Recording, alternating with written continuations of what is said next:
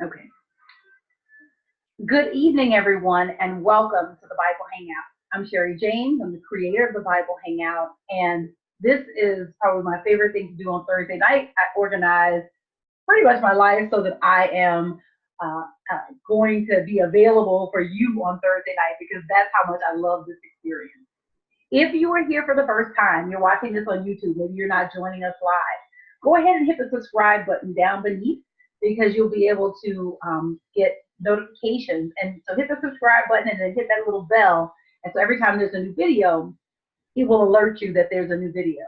We're in the midst of an incredible series, and this series is on the Hebrew scriptures, and we're using the text that was put together by my mentor and teacher, the Reverend Dr. Mary Ann Tumpkin, and it's called A Student's Guide to the Hebrew Scriptures. A Student's Guide to the Hebrew Scriptures. Now, if you need a copy of the book, we have copies available at Up Church. You can reach out to me via email at sherri@revsherri.com, and I will get a book to you. The books are $22.50. If you live outside the U.S., please contact me because the book itself only costs $15, but the shipping is different when we have to ship overseas.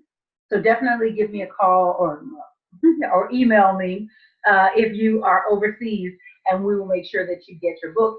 If you're in the U.S., the cost is $22.50, and we send it to you via 2-day U.S. Postal Service mail, their priority mail service. Is there anything else that I wanted to tell you guys? No, I think that's it. So let's just take a moment to just relax. I know that the Spirit has something wonderful to give us in this class setting. And I know that whatever human things there are, that God wants to bless each one of us beyond just our ability to receive. And so we just declare that we're open, God. We're open for whatever way you want to come through us. We ask that this study of our scriptures be fortifying for our souls, that it be mind expanding, that we hear ideas that expand our mind. For we know that an expanded mind gives you a bigger playing field in our lives. And so we just want to open up as big as we can to receive what you have for us. We thank you, God, that this class is a blessing to all who come to it, whether they come to it live or whether they come to it in a recorded version. And I just thank you, God, also for the blessing on a church and for this incredible ministry that is ready to go around the world. And I just bless us to go forward in the name and the nature of Jesus the Christ. And that's how I let it be. And so it is. All right. Yes. Okay, so let's start with, I'm going to share a whiteboard because I think that will make it so that I can type some things on there for you. So what, on page 8, what we're talking about, I should back up a little bit. So where we are in this study is that we have been talking about what is essentially the documentary hypothesis. And what the documentary hypothesis says is that there were at least 4 or 5 traditions in our Hebrew Bible. And those traditions have different names. They're named for different reasons. For example, there is the Yahwist, the Elohist, the priestly writer, and the Deuteronomist. And each one of those writing traditions, and I want to stress that because to call it a writer is to suggest that there is a single person, and that's not what the scholars are saying. What they're suggesting is that there is a J or a Yahwist tradition, there is an E or an Elohist tradition, there's a P or a priestly tradition, a D or a Deuteronomist tradition. They also recognize that there was some type of editor, which they term redactor, or they'll say R is what you'll see. You'll see JEPDR, and the R stands for redactor. And what that means is that there was some editor at some point in time who basically threaded these different stories together. And they were threaded together so well that for many years, people saw the doublets and the contradictions, but they just read past them and either course corrected in their minds or made up whatever story in their minds about why it was there. And the disappearance of doublets, for example, last Thursday we looked at the Noah story, and so we looked at how very almost expertly the I believe the Yahwist and the Elohist tradition was woven together, and it was very, very simple. I mean, it started out, take two animals, take all the animals 2 by 2, but then there's another one that says take 7 of each animal. And it's like, okay, well, which is it? And so it's many, many, many things like that that appear in the Bible. And the way that scholars address it, or the way that they talk about it, is through what's called the documentary hypothesis. The reason that it's a hypothesis is because it has not been proven beyond any, doubt isn't the right word, but I guess you could say it has not been proven beyond any doubt. Obviously, there's still communities that believe that God wrote the Bible, or that believe that God inspired the Bible as it was written, so that the contradictions were intentional by God. There are communities out there. But what I mean is that from a scientific standpoint, or from a literary, from a, what is it called? A historical critical point of view, because we can't get to an original text to say this is what the text says versus this is what the text does not say, we have to always talk about it as a hypothesis. So where we've gone so far in the previous videos, and you can watch these on YouTube, you can watch them on Facebook, is we've talked about the Yahwist, and then we started talking about the Elohist. The Yahwist is named for the name given to God, which is Yahweh. The Elohist is named for the name given to God, which is Elohim. And so that's where we are. And so where we're picking up is we're talking about the style of the Elohist. It was the way that scholars were able to look at the text when they were reading from the original Hebrew, and to actually see, oh, okay, this is what's characteristic about this writer. So that's where we are so far. So on page 18, it says the Elohist does not have any pre-ancestral stories. The Elohist does not have any pre-ancestral stories. So what goes in that first blank is the word pre-ancestral stories. So essentially, the Elohist does not have any stories of creation or universal origins of humankind. Now, when I first started studying this, I thought the E writer wrote Genesis chapter 1, but it is actually the priestly writer that wrote Genesis chapter 1, and we'll talk about why when we get to it.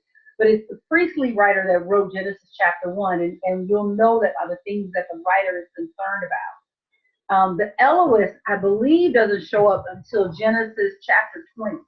And this is where God appears in a dream directly to individuals, as we tend to find in the Yahwist tradition. So the E writer turns up very late.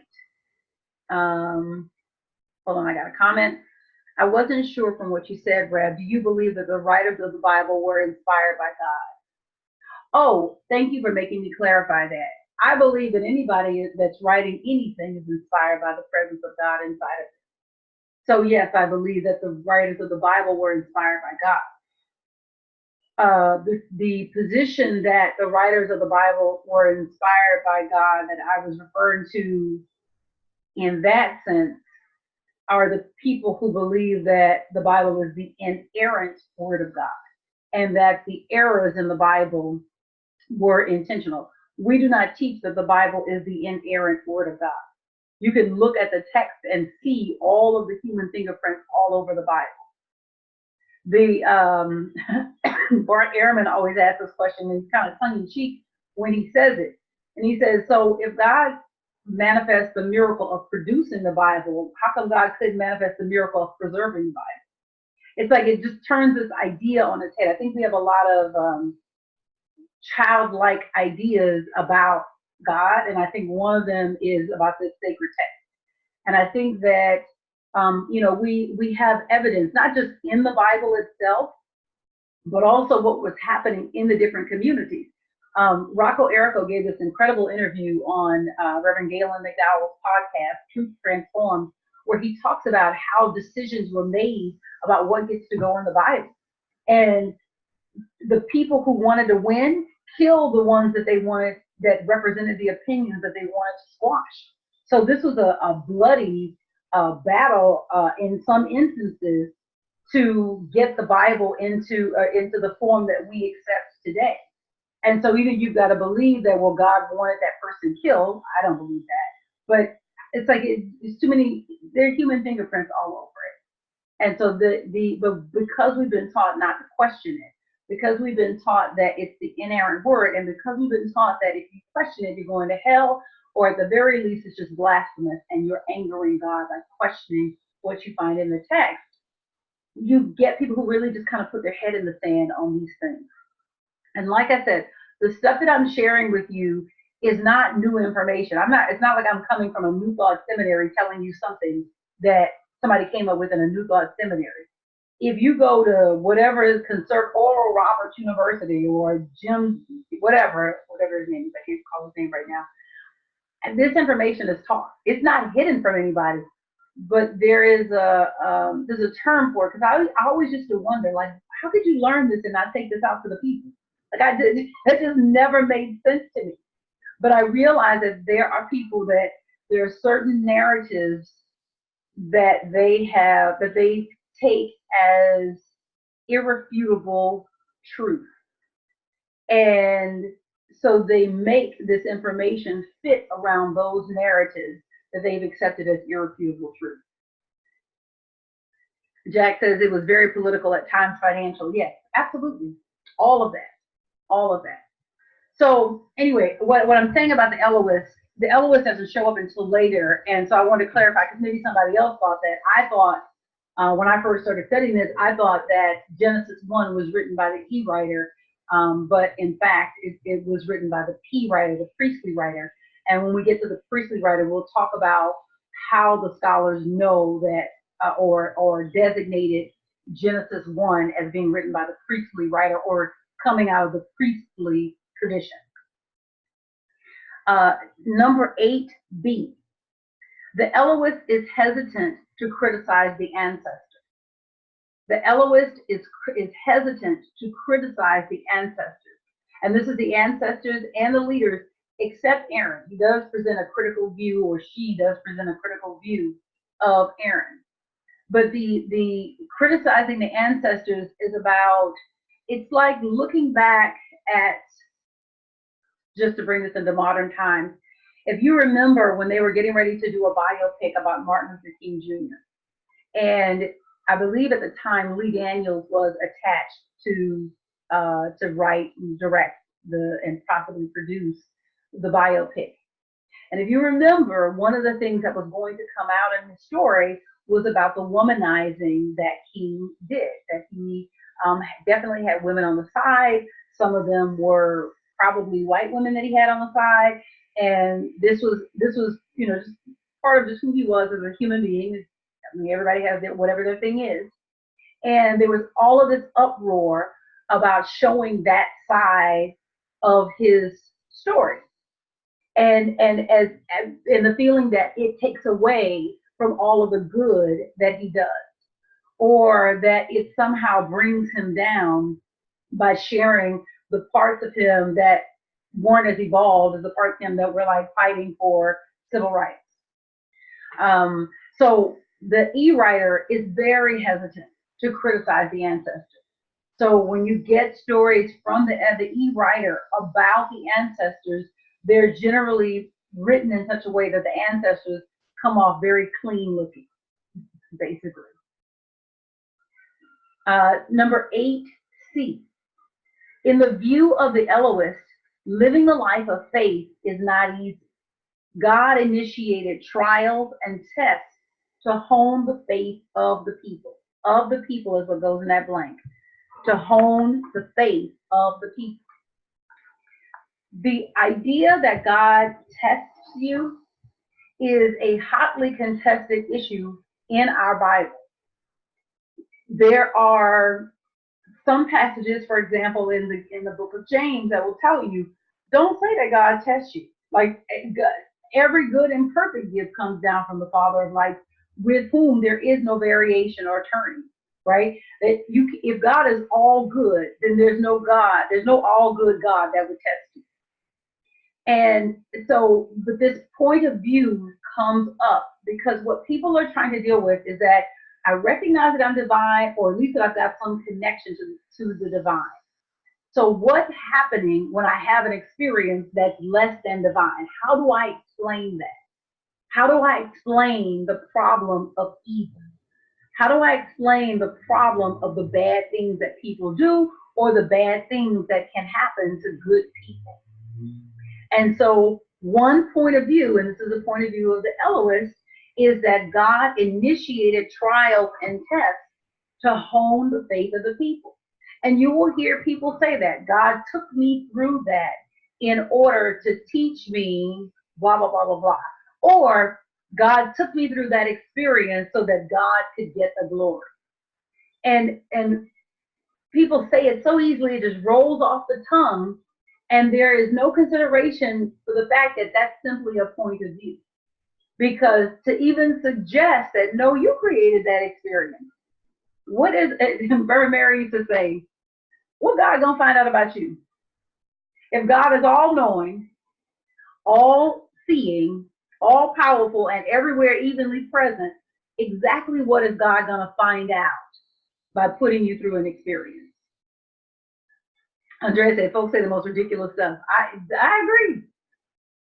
So the question is that this is what I mean by you've got to examine your God concept, because many times we're working with a God concept where God really is not almighty.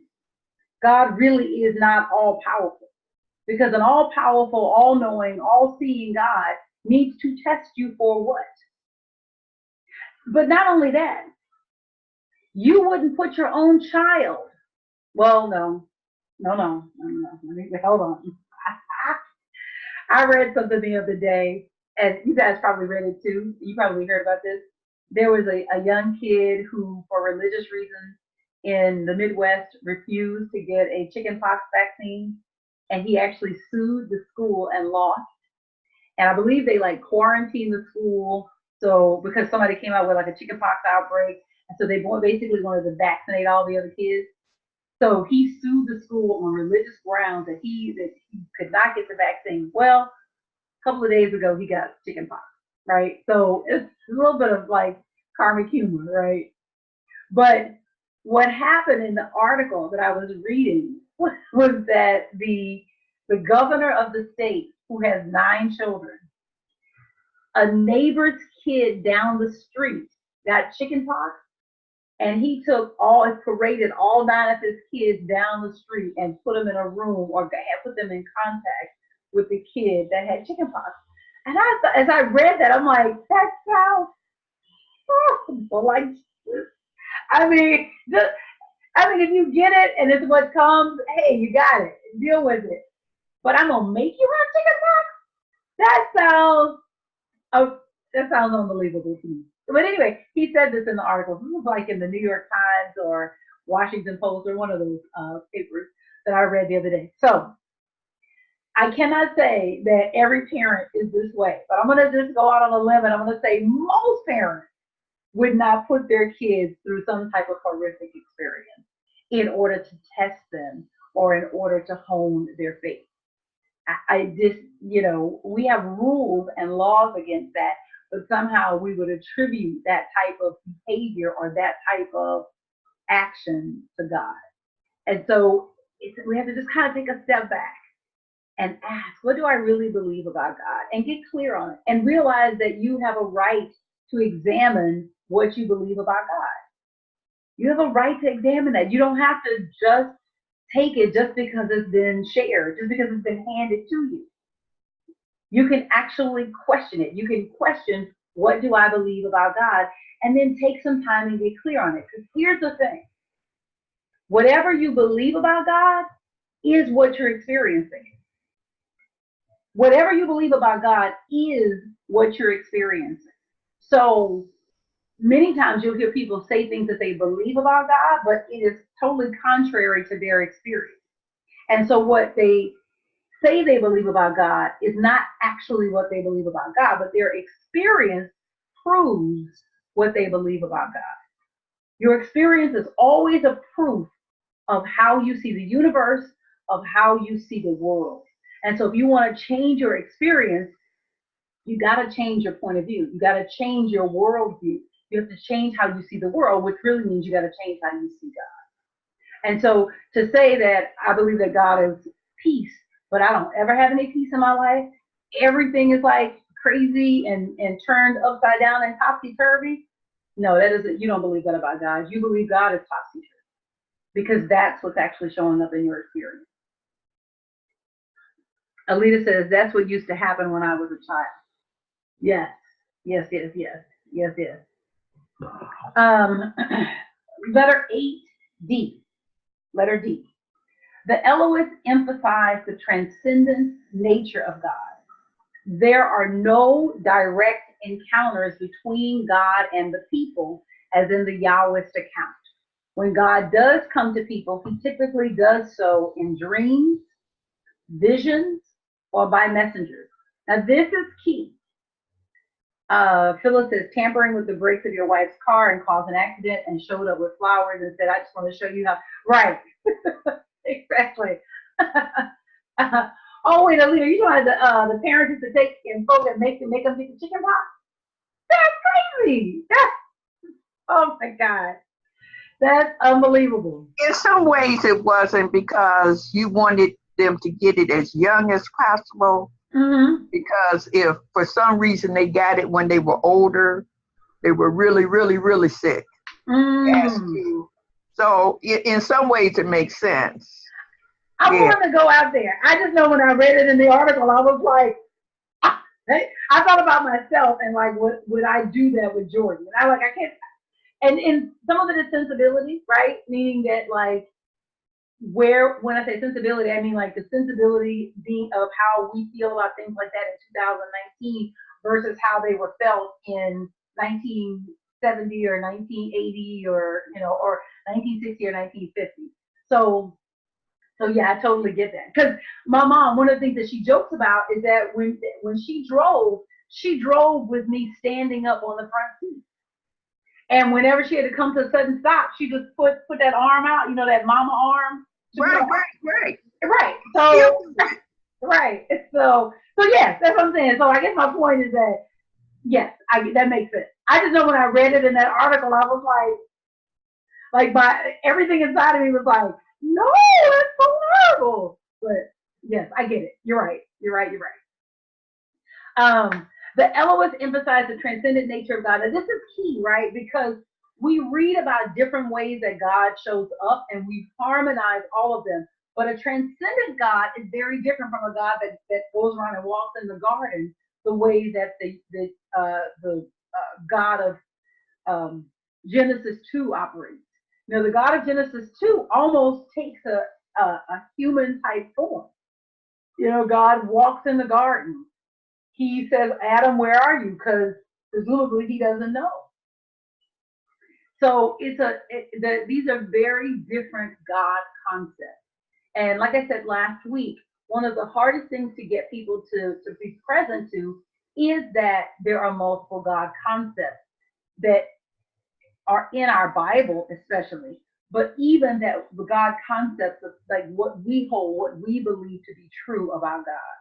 And I don't mean what we say, but I mean what we actually experience in the way that we see the universe.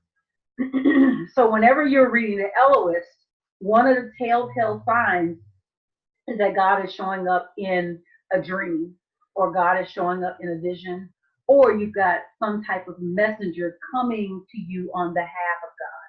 But God never makes an appearance in person, if you will. It's always much more distant. The Elohist is always concerned about prophecy and hearing God. Prophecy and hearing God. The Elohist is concerned with prophecy. That's what goes in that blank for letter E. The Elohist is concerned with prophecy and hearing God. So when you, again, these are telltale signs. How do you know you're looking at the Elohist versus the Yahwist? Well, probably the scripture is going to have something to do with prophecy, or the scripture is going to have something to do with hearing God. It also will deal with the pre-monarchic heroes of the faith are Abraham, Joseph, and Moses, and they are portrayed as prophets. So that's really important, because every scripture doesn't portray Abraham, Joseph, and Moses as prophets. So one of the telltale signs that you're looking at the E-writer is that these characters, what they call the pre-monarchy, meaning before David is what it means basically, because David was the first. Well, that's not true. Saul was king, and then David succeeded him. But David is who's recognized because Saul had severe mental health issues. But the pre-monarchic generally means before the kingdom of David, before it was united under David. So those heroes of the faith, they are always portrayed as prophets.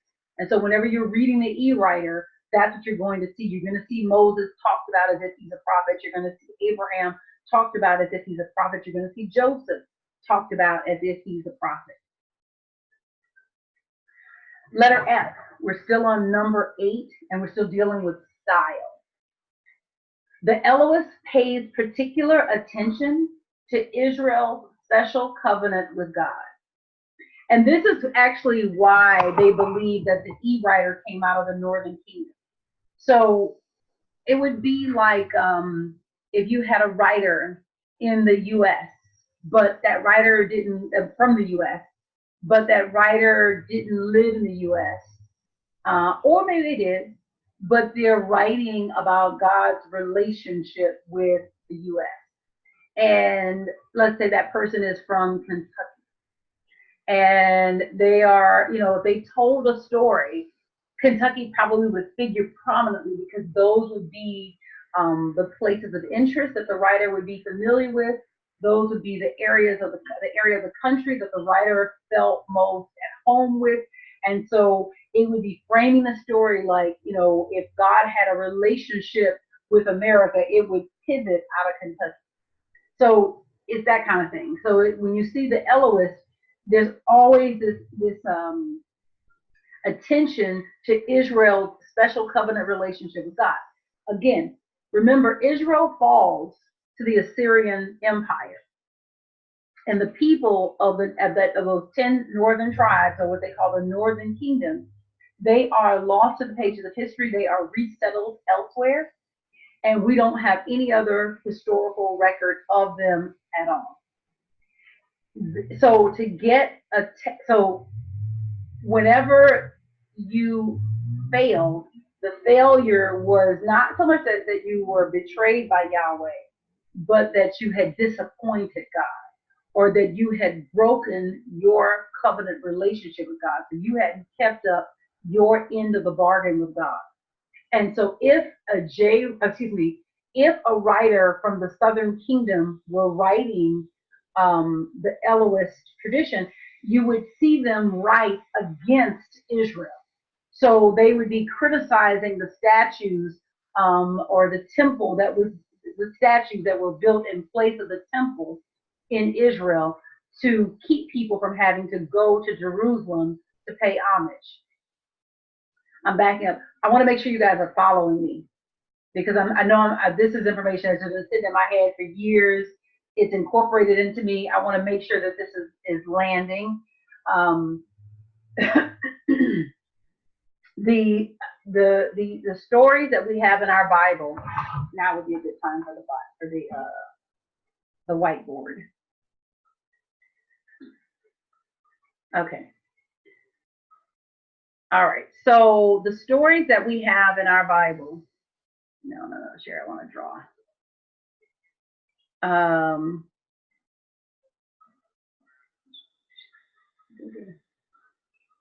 Okay. So we have the Northern Kingdom, which are the 10 tribes. and the northern kingdom retains the name Israel.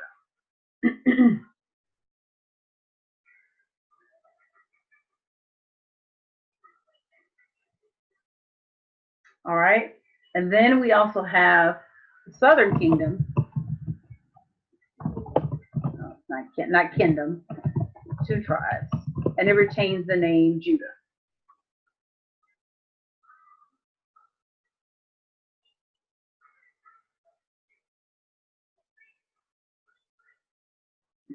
Okay, so one of the things that is significant about the northern kingdom is that they fall, excuse me, they fall to Assyrian Empire roughly around 722 BC. Okay, and what happens is that the Assyrians decimate the country by resettling everyone. Now, before this has happened, before this has happened, the temple was located in the southern kingdom in Jerusalem, and people made trips. People trekked from the north to the south to bring their tithes, right, to make their sacrifices. So it meant that Jerusalem, or this area of the country, was really rich because they brought all of their commerce to that area of the country, or that area of the kingdom, if you will. So when the tribe split after the fall of the kingdom, after Solomon died,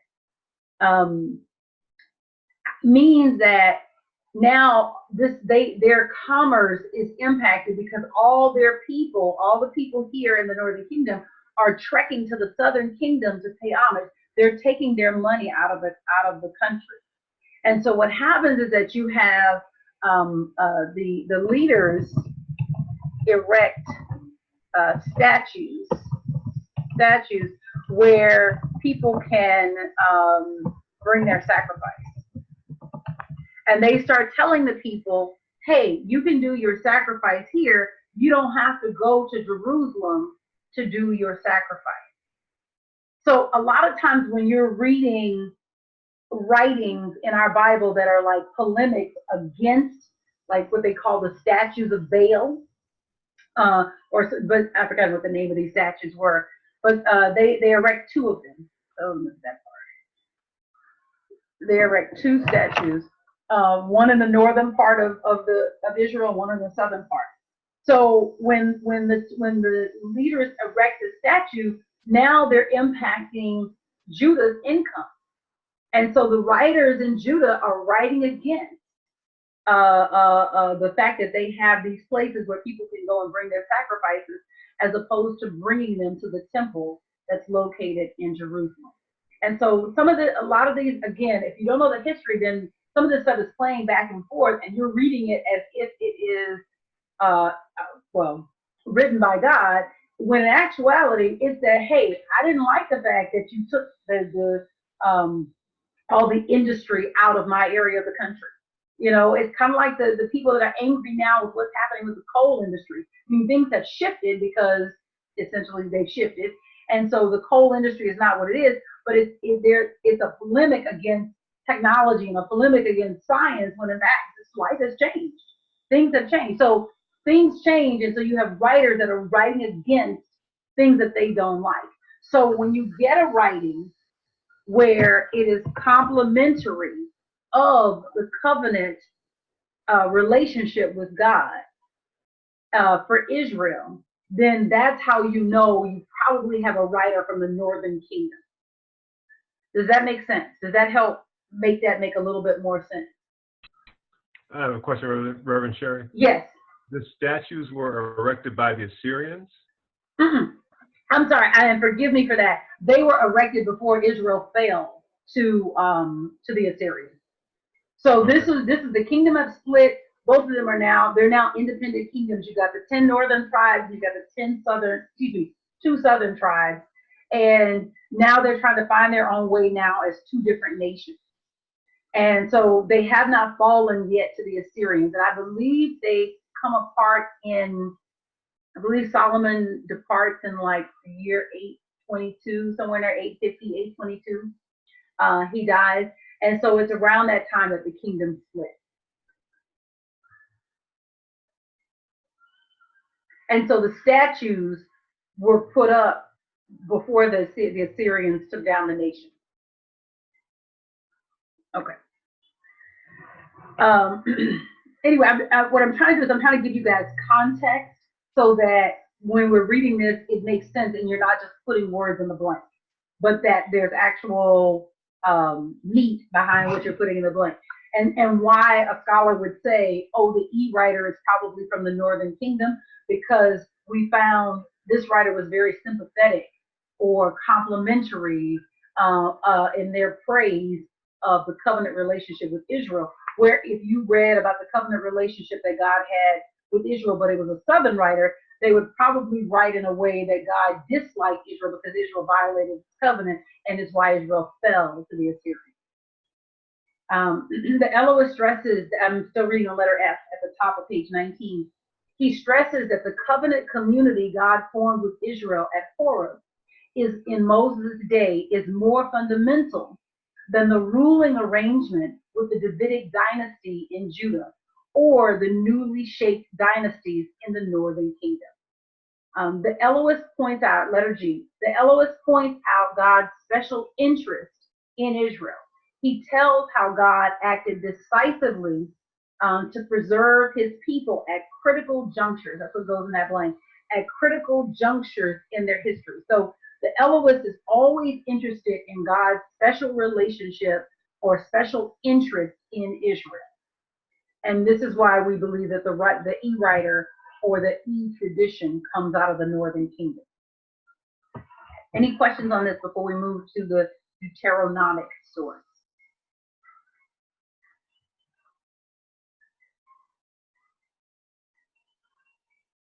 All right, keep going. All right.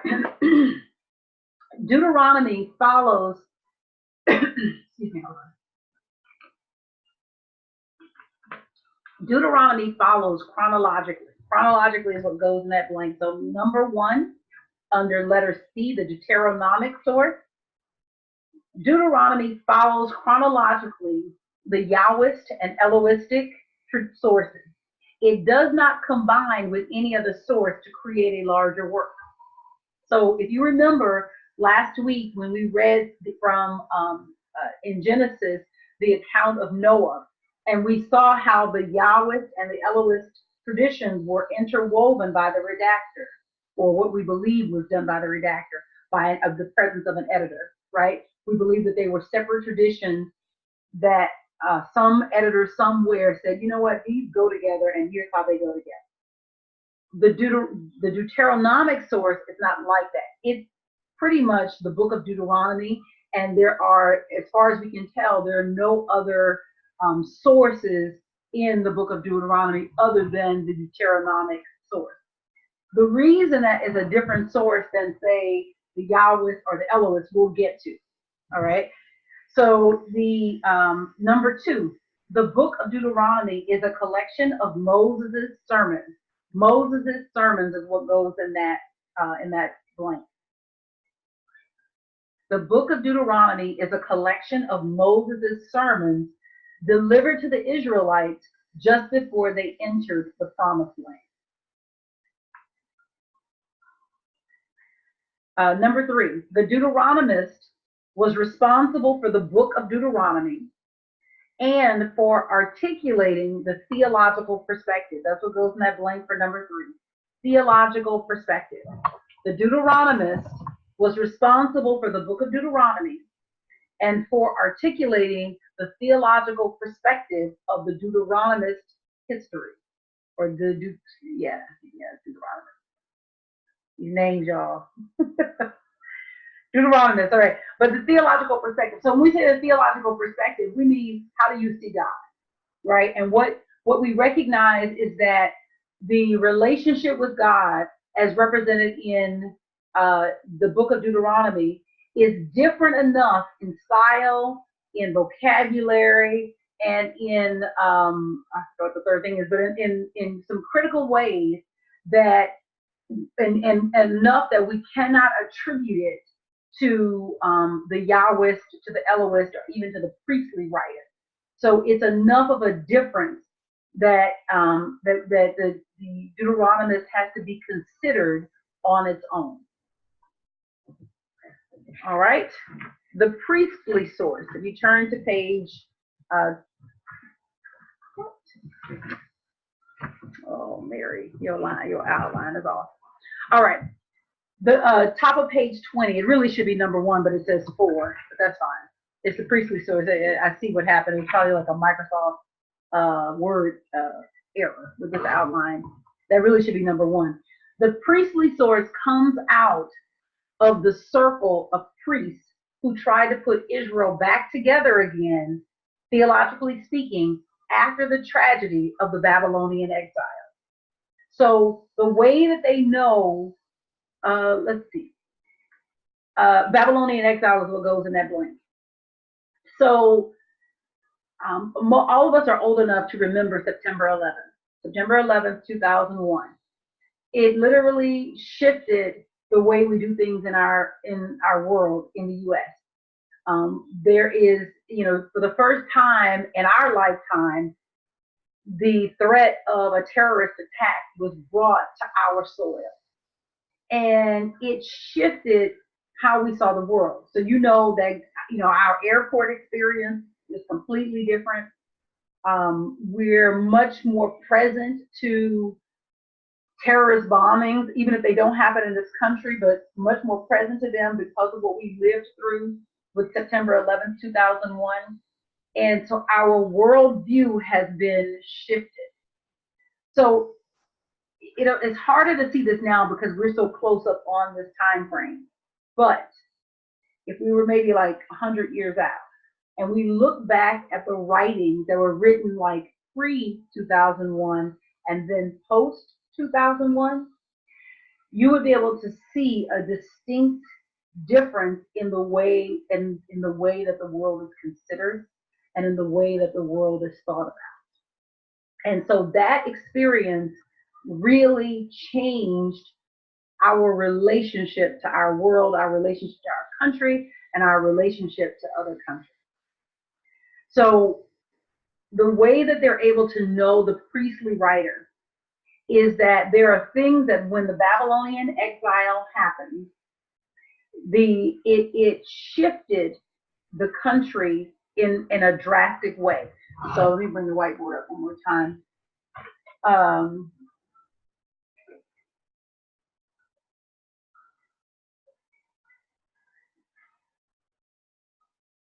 Okay, so the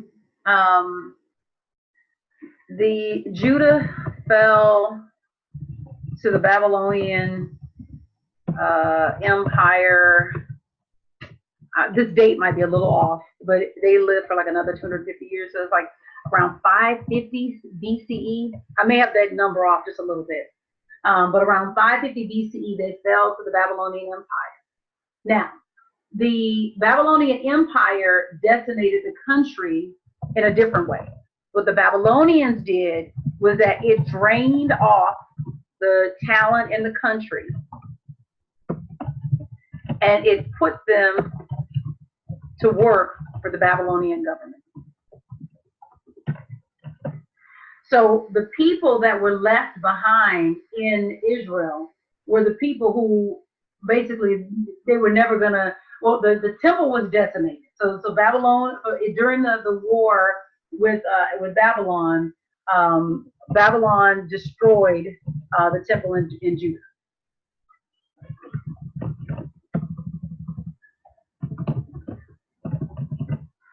And I don't know if you remember when we read that psalm in the beginning, when we read the the 37th Psalm. Hold on, let me try to find it. I don't know if you remember when we read Psalm 37, and it talked about by the rivers of Babylon, there we wept. I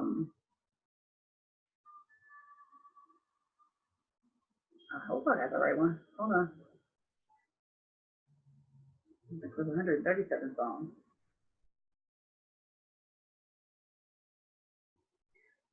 Oh gosh, it is the wrong one. Okay, by the rivers of Babylon.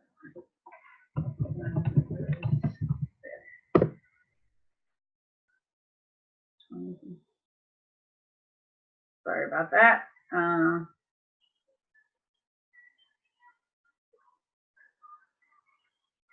137 Psalm. Good Lord. Psalm 137. I apologize. Psalm 137. So if you go to Psalm 137,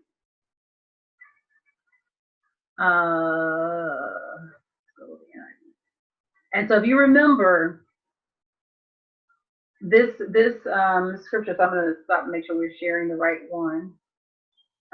Stop share. Okay.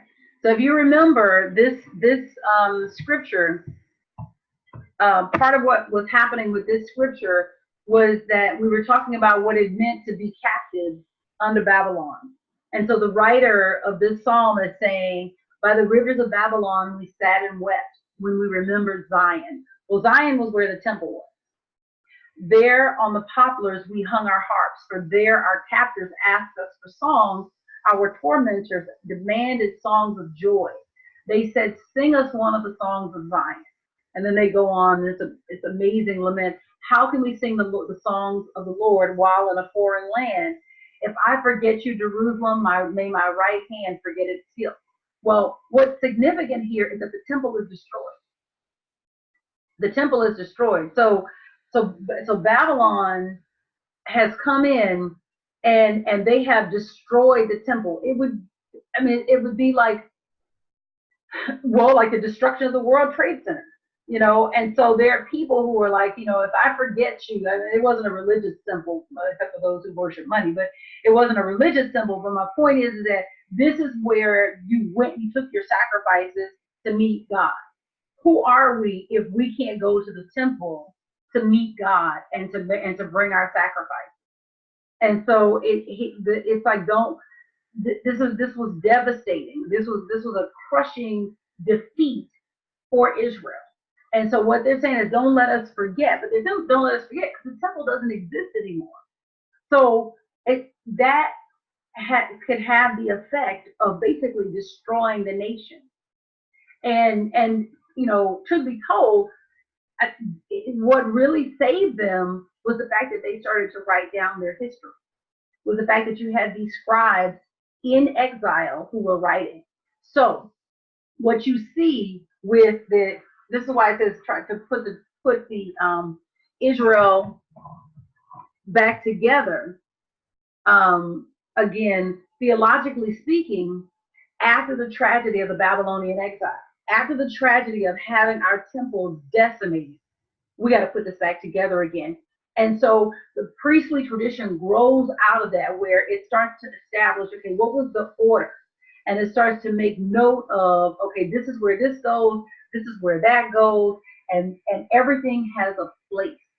You always know that you're reading the priestly writer because everything has a place. The priestly tradition is very concerned with order. It says number 5. The trauma of the Babylonian exile prompted the survivors to conclude that the tragedy happened because the people had forsaken the covenant. Every tragedy in the Hebrew Bible is in some way because they forsook the covenant that they had with God. So what goes in that blank, the people had forsaken the covenant. The trauma of the Babylonian exile prompted the survivors to conclude that the tragedy happened because the people had forsaken the covenant. That God is in a covenant relationship with Israel, and God is in a covenant relationship with Judah, and we messed up and that's why we fell to the Babylonians. Jackson, there was a lot of forsaking in the Bible. Yes, it was. Number 6, priests took the initiative to sustain the faith of the refugees and to rebuild their identity. The priestly source is usually dated to the period of the exile. That's what goes in that blank, the period of the exile. The period of the exile lasted from 587 to 539 BCE. The reason that we count down, remember we're on a count BCE to 0. So around the year 1000 is the reign of David, around the year 900 is the reign of Solomon, around the year 820 something, 850 is about when the split happens in the kingdom. Around the year 722 is when Israel, the northern kingdom, falls to the Assyrians. Around the year 550-ish, 560, somewhere in there, I gotta look that number up, is when Judah falls to the Babylonians. So we're on this march down to the year 0, and then of course we go from 0 up to where we are today. So the period of the exile is from 587 to 539. 587 to 539 BCE. The priestly source also developed to deal with the problem of defining Judean faith in contrast to Babylonian religion. Babylonian religion is what goes in that blank. Now, I want to put a pin in this because this, I cannot stress like how significant this is, right?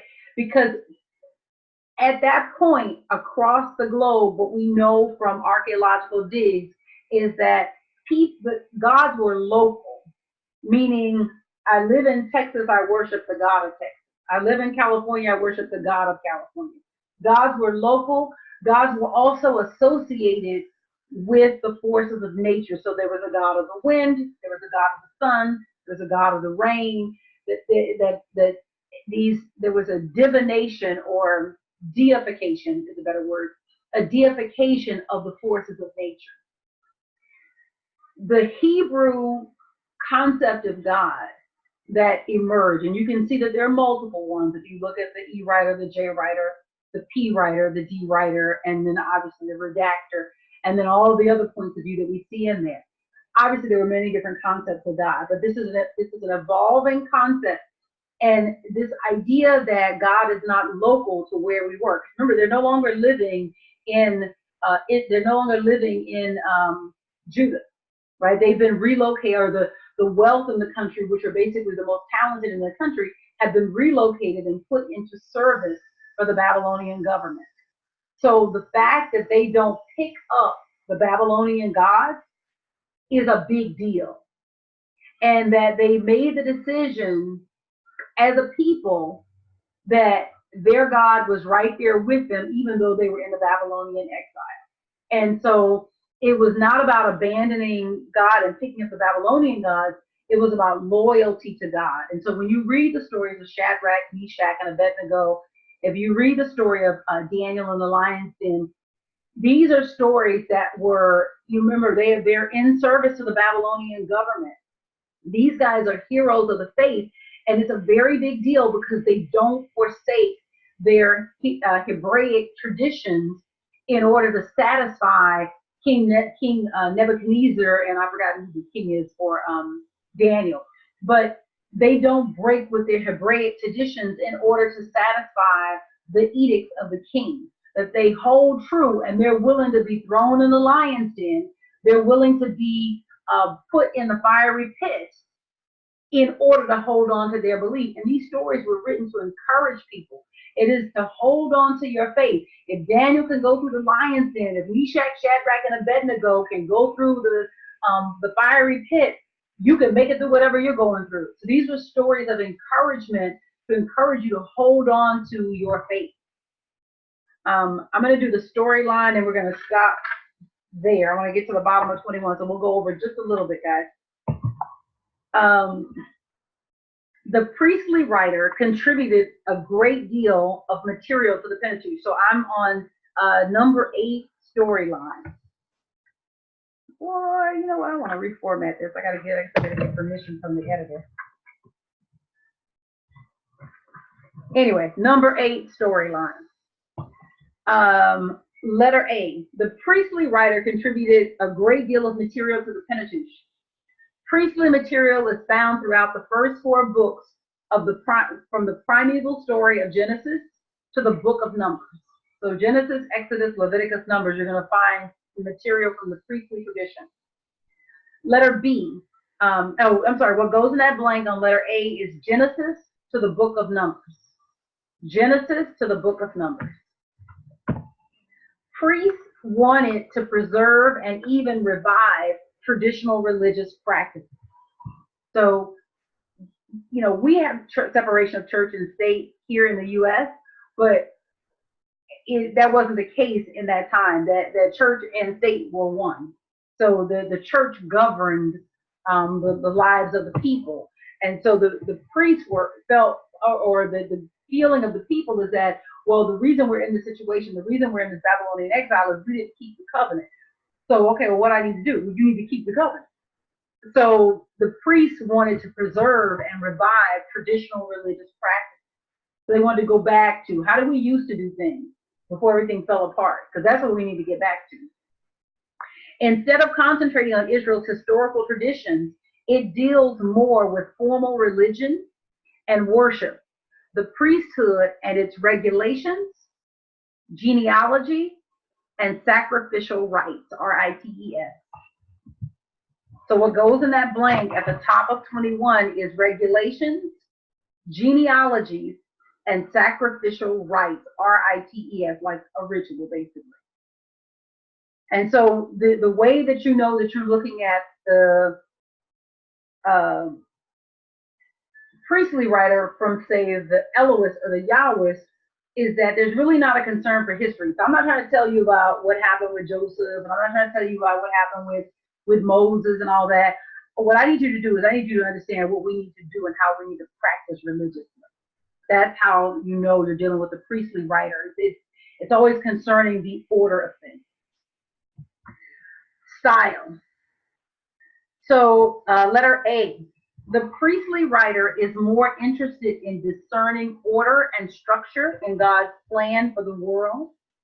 This concern for order extends all the way from his story of creation, which we find in Genesis 1, through the genealogies, into the categories of sacred and profane, pure and impure, clean and unclean. That's what I'm going to type out for y'all, so you'll have it.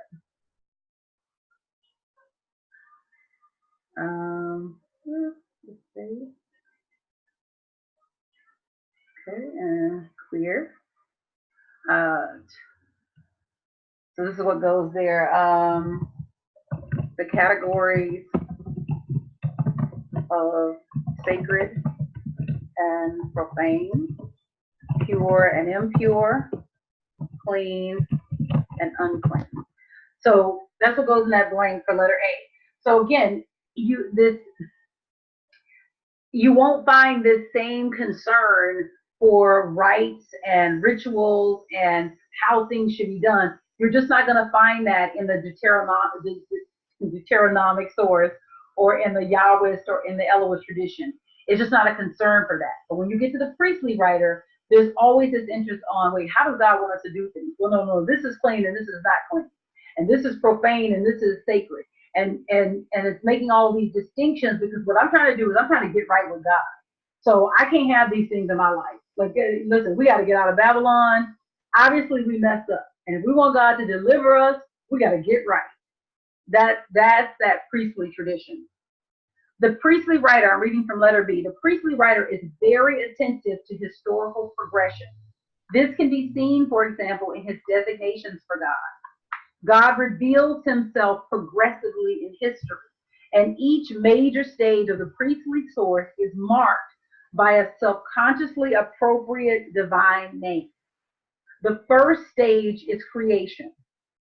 So Elohim is used to refer to God. So this is what I said before. I said when I first read Genesis 1, I thought it was the E writer, because I know that the E tradition or the Elohist tradition is named that for the way that they spoke about God, or the name that they gave to God, which is Elohim. But it turns out that the priestly writer also uses the name Elohim for God. So what goes in that blank for letter B is the first stage is creation. The first stage is creation. So Elohim is used to refer to God. Elohim is a generic name for God. It actually refers to God in the plural and has connotations of power and distance, and is consistent with P's rendition of creation. The second stage is the ancestral period. The second stage is the ancestral period, and the word ancestral period, I will go in that blank for letter C. Elohim revealed himself to Abraham as El Shaddai. Genesis chapter 17, verse 10. So you get this revelation of God under different names, El Shaddai, and there's other names as well. And so Elohim is revealing himself in this ancestral period. And then the third stage for the priestly writer is the Mosaic era, ERA, the Mosaic era. So M-O-S-I-A-C, M-O-S-A-I-C, sorry, M-O-S-A-I-C, and era, ERA, which is when Elohim revealed his personal name, Yahweh, to Israel through Moses. So the priestly writer, you'll see toggles between Elohim and Yahweh. And it builds this progression. First, God creates, then God reveals himself to Abraham as El Shaddai, or the Almighty One, or the Mighty Breasted One. And then this third stage is the Mosaic era. And this is when Elohim revealed his personal name, Yahweh, to Israel through Moses. And that's where we'll stop for today. Before we get into the primeval story, I have a special guest coming next week. Very excited for you guys because wig blowing back time is going to be so much fun. So my teacher, Dr. Will Coleman, who is Bible scholar extraordinaire, is going to stop by. I first became aware of Dr. Will Coleman because of Dr. Mary Tunkin. And she was impressed by him, and Mary is not impressed by a lot of people, so let's just say that. But she was impressed by him and impressed by his Bible knowledge, and she began to invite him to events for USBL. And so he, in 2012, I think that's right, I believe that's right, we went to Toronto for our annual conference, and that was Dr. Coleman's first visit to Panorama of Truth, and he was transcendent. It's absolutely amazing. And so he has been connected to USBL, and most recently he's been reincorporated into USBL. Those of you that attended the colloquium, you know that he spoke for the colloquium. He also spoke recently. He also teaches for the seminary. I don't know which class he teaches. He teaches for the seminary, and he is coming to Up Church in 2 weeks for my anniversary, and I cannot wait. So I'm so excited for you guys. So he visited the Bible Hangout before, and he blew everybody away, so much so that people were like, you gotta bring him back, because he really is that amazing. So he will be out here next week, and we will do the Bible Hangout together. And so I'm just gonna have him come and talk about just all this stuff. Yes, Andrea says, I go, yes. He's gonna come and kind of put another spin on this, because he has some theories that I think are interesting, because he feels like the writer in Genesis 1 is a woman, and he's got some interesting perspectives on that. But he's very much a mystic and an amazing teacher, and I am so excited for you to really experience him. And so after he leaves, which is the next week, which is May 23rd, I think May 23rd, we'll pick up with the primeval story. So we're still going to be talking about Genesis, but he's going to bring a lot of just information that, it's just not as deep as I have gone. But I think that you should be you should be exposed to him.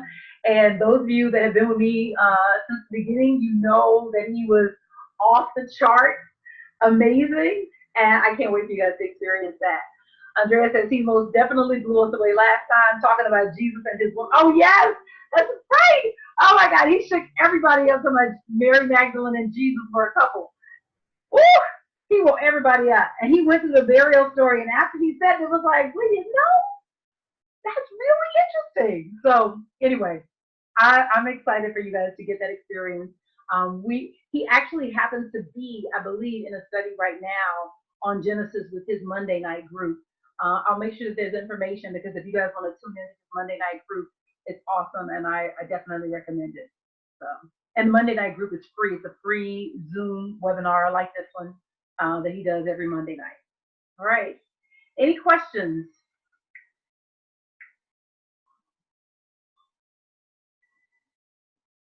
Thank you guys so much. Thank you, thank you, thank you. I will have my PowerPoint 2 weeks from now, because I'll be through all this stuff getting ready for my class.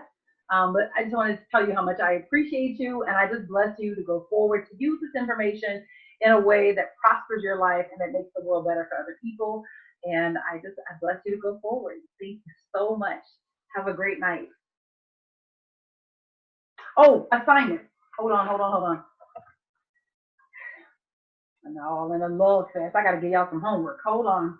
Those of you that are doing this class for credits, no, I guess you could have a break. So when we get to the primeval story, you'll do exercise number 2, class activity number 2. But we got to get to it first. Yeah, we got to get to it first. All right. So we'll come back to that part. We'll come back to that. So when we come back, we'll have the homework assignment. That'll be assigned to class activity number 2. Good night, everybody.